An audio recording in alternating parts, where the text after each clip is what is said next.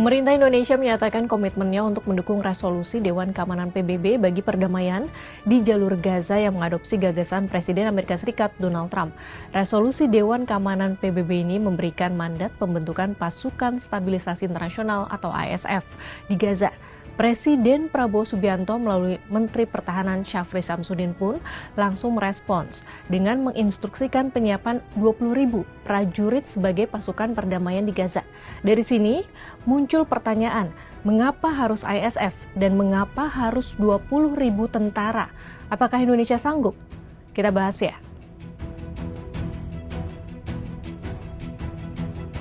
Terkait pasukan ISF dari Indonesia, opini menarik ditulis oleh analis geopolitik dan hubungan internasional Institut Peradaban Dian Wirenjurit yang terbit 26 November 2025 di Kompas. Yang menyebut jika Indonesia bergabung dalam ISF, maka pemerintah harus realistis dan berhitung ulang.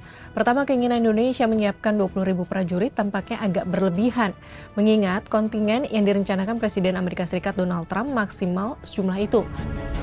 Kedua, penyiapan dan pengiriman 20.000 prajurit membutuhkan biaya yang luar biasa besar, mengingat pendanaan ditanggung masing-masing negara partisipan. Ketiga, mengingat banyaknya pekerjaan rumah di dalam negeri, seyogyanya Indonesia cukup mengirimkan jumlah yang terukur dan tidak perlu seolah-olah larut dalam gegap gempita. Sebenarnya dengan resolusi Dewan Keamanan PBB, legalitas ISF semakin kuat. Namun, meskipun Trump menghendaki ISF segera dibentuk, prosesnya tidak mudah. Karena situasi Gaza yang pelik. Gaza adalah zona konflik berintensitas tinggi. Selain itu, ISF dapat bertugas menghancurkan terowongan, membubarkan kelompok bersenjata, mengamankan perbatasan, dan melindungi operasi kemanusiaan. Terakhir, pembentukan ISF sangat tinggi potensi politik yang rawan menimbulkan konflik, karena belum ada proses perdamaian yang kredibel. Seperti diketahui, Hamas tidak menerima syarat pelucutan senjata, serta menolak resolusi dengan alasan gagal memenuhi hak dan tuntutan Palestina. Lantas mengapa harus pasukan ISF yang beroperasi di Gaza? Seberapa berpengaruh pasukan ini? ISF punya sebutan beragam, yaitu Pasukan Penjaga Perdamaian Non-PBB, Pasukan Multinasional, atau Operasi Perdamaian Regional. Pasukan ini dibentuk melalui koalisi negara, organisasi regional, atau perjanjian multilateral ad hoc maupun traktat dan mengundang sejumlah negara lain.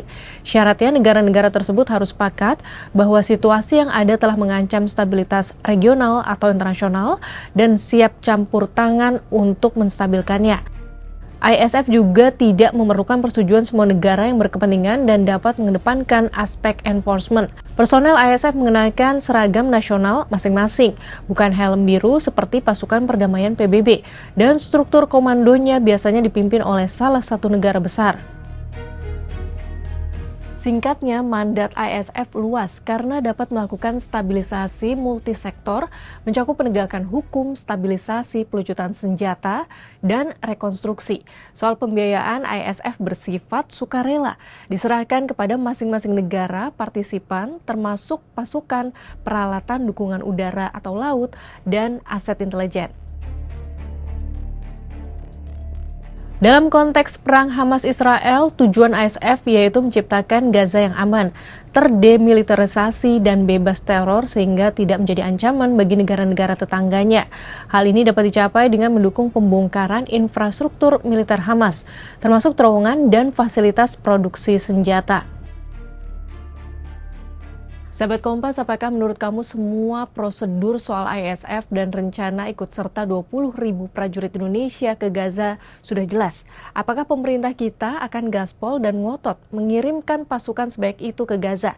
Atau sebaliknya, berhati-hati dan menghitung ulang sambil melihat situasi dan kondisi perkembangan di Gaza secara lebih bijak?